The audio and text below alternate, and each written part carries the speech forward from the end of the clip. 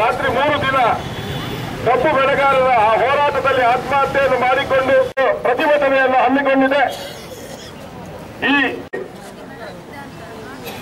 ಒಬ್ಬರು ಜಿಲ್ಲಾ ಮಹಿಳಾ ಭಾಗ್ಯ ಶೆಟ್ಟಿಯವರು, ರಾಜದರ್ಶಿಗಳು ಹಾಗೂ ನಮ್ಮ ಇವತ್ತಿನ ಮಹಿಳಾ ಮೋರ್ಚಾದ ರೇಷ್ಮಾ ಉದಯ ಶೆಟ್ಟಿಯವರು, ರೈತ ಮೋರ್ಚಾದ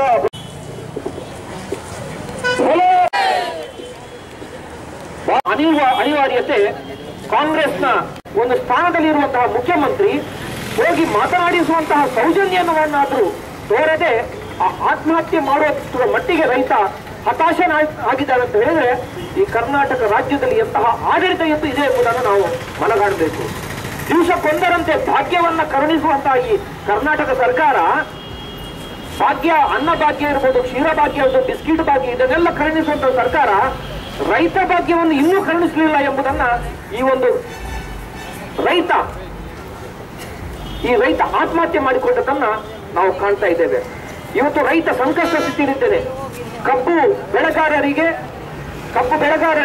ಅವರ ಒಂದು ಮೌಲ್ಯವನ್ನ ಅವ್ರಿಗೆ ನಿರೀಕ್ಷಿಸುವಂತಹ ಮೌಲ್ಯವನ್ನ ಕೊಡುವಂತಹ ಸಂದರ್ಭ ಸರ್ಕಾರ ಸೃಷ್ಟಿಸಿಲ್ಲ. ಅಷ್ಟೇ ಮಾತ್ರ ಅಲ್ಲ, ಇವತ್ತು ಭತ್ತದ ಬೆಳೆಗೂ ಬೆಂಬಲ ಬೆಲೆಯನ್ನು ಇವತ್ತಿಗೂ ಪ್ರಕಟಿಸಲಿಲ್ಲ. ಮುಂದೊಂದು ದಿನ ಭತ್ತದ ಬೆಳೆಗಾರರು ಈ ರೀತಿ ಪ್ರತಿಭಟನೆ ನಡೆಸುವಂತಹ ಸಂದರ್ಭ ಇದೆ ಎಂಬುದಾಗಿ ಖಂಡಿತ ನಾನು ಭಾವಿಸ್ತೇನೆ. ಇಂತಹ ಒಂದು ನಡತೆ ಕೆಟ್ಟಂತಹ ಸರ್ಕಾರ ಅಂತ ಹೇಳ್ಬಹುದು.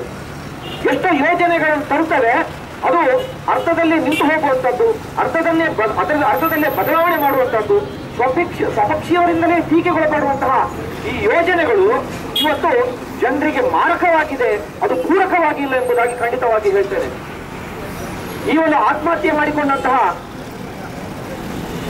ಒಂದು ರೈತ ವಿಠಲ ಭೀಮಪ್ಪ ಅರಬಾವಿ, ಇವರು ತನ್ನ ಗೋಳನ್ನ ಹೇಳಿಕೊಂಡ್ರು ಸಹ ಕೊನೆಯ ಗಳಿಗೆಯಲ್ಲಿ ಕೊನೆಯ ಹಂತ ಎಂಬುದಾಗಿ ಅವರು ಆತ್ಮಹತ್ಯೆಯನ್ನು ಮಾಡಿಕೊಂಡ್ರು.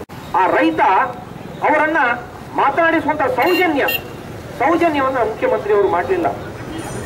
ಅಧಿವೇಶನ ನಡೆಯುವಂತಹ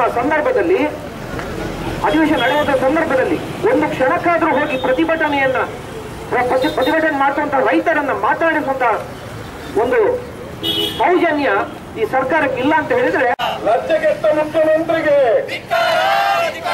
ನೀತಿಗೆಟ್ಟ ಮುಖ್ಯಮಂತ್ರಿಗೆ, ರೋಟಿಗಾಗಿ ಶಾದಿ ಭಾಗ್ಯ, ರೈತನಿಗೆ ಮಾತ್ರ ಮರಣ ಭಾಗ್ಯ. ರೋಟಿಗಾಗಿ ಶಾದಿ ಭಾಗ್ಯ, ರೈತನಿಗೆ ಮಾತ್ರ ಮರಣ ಭಾಗ್ಯ. ರೈತ ಸೀದಾ ಸ್ವರ್ಗಕ್ಕೆ. ಸಿದ್ದರಾಮಯ್ಯ ಹ್ಯಾಂಗ, ಮೊಹಮ್ಮದ್ ಬಿನ್ ತುಗಲಕ್ನ ಹಾಂಗ. ರೋಟಿಗಾಗಿ ಶಾದಿ ಭಾಗ್ಯ, ರೈತನಿಗೆ ಮಾತ್ರ ಮರಣ ಭಾಗ್ಯ.